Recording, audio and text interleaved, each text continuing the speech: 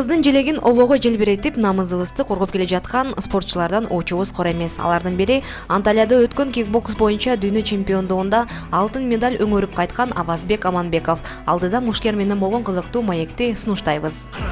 Şu kırgız çigitleri aldığa Kolu medal gümüş menen jada kalsa altın var Çelbiregen kırgız çelegine büyük jaraşar Sportçularda oşunduktan oldu ula jakşılar. Авазбек Аманбеков туулган жылы 1991 жыл 16 апрель. Туулган жери Ош шаары. Бою 170 сантиметр, салмагы 57 килограмм. Билими Кыргыз мамлекеттик юридикалык академиясынын 5-курсунун студенти. Жетишкендиктери 2008, 2009, 2010, 2012 жылдары кикбокс боюнча Кыргызстандын чемпиону. 2013 жылы ушу санда боюнча жана кармашып күрөшүү боюнча Кыргызстандын чемпиону. 2011 жылы Москвада өткөн кикбокс боюнча дүйнө чемпиондугунда 2 орун. 2013 жылы Анталияда өткөн кикбокс боюнча дүйнө чемпиондугунда 1 орун.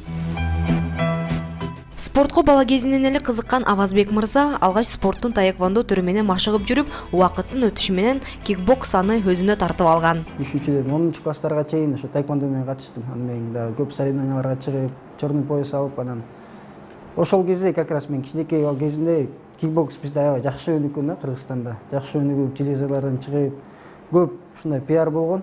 10 класста анан кикбокска жазылдым. 2008 жыл болуш керек. Кикбокска барып, ошол мезгилден баштап эле азыркы убакытка чейин ошол кикбокс менен тренировка кылып келем.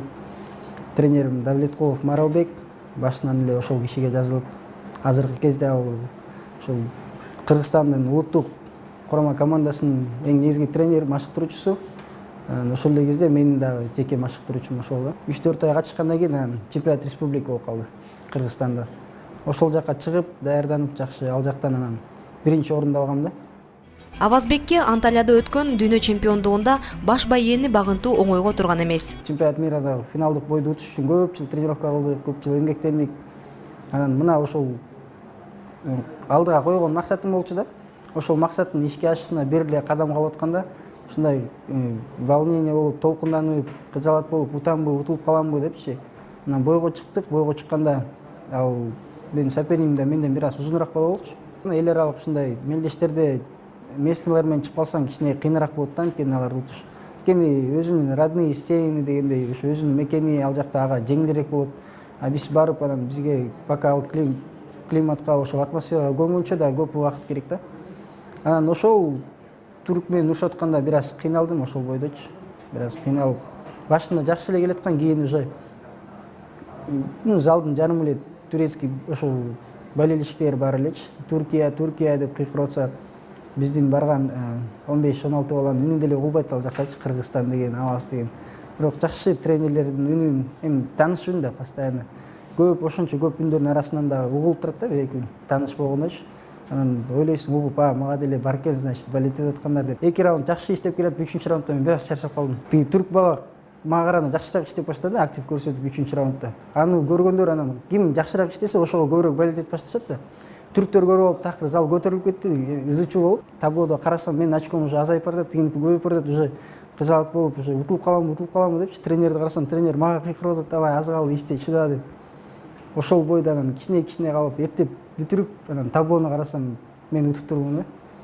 Ошол бой кыйын болгон. Эч кандай көңүл бурбой, тынч болсо деле кызыксыз да бой. А эгер сен атыңды айтып, Кыргызстан деп кыйкырып атса, энди эме пайда болот да, мындай, мага ишенип атышат, мага балет этип атышат, мен алардын ишеничин акташым керек депчи, стимул болот, мотивация болот ошол бойду утканга. Чат! Вот так! Красавчик, давай! Пошел! Вот так! Ножку больше! Коноктор келгенде мен медальдарын илип койчумун, атайын. Илип көрсүн деп, үйгө келгенде мен жок болуп калсам, апамдардан сурашыптыр, алар ушул эмне балаңар спортсменби десе, апамдар берип, ооба спортсмен, ушул медалдын баары аныкы десе, деп баары кызыгып эле анан күтүп калышат, менчи күтүп отуруп ойлошот да оюндачы, азыр бир чоң бир ушундай спортсмен келет экен депчи. Күтүп отурса эле мен кирип келатсам, ой балаңар ушулбу, кичинекей эле кантип депчи. Ушул медалдын баары өзү кичинекей болсо да спортсмен экен деп ойлоп туруп эле ушундай таң калган учурлар көп болот менде негизи.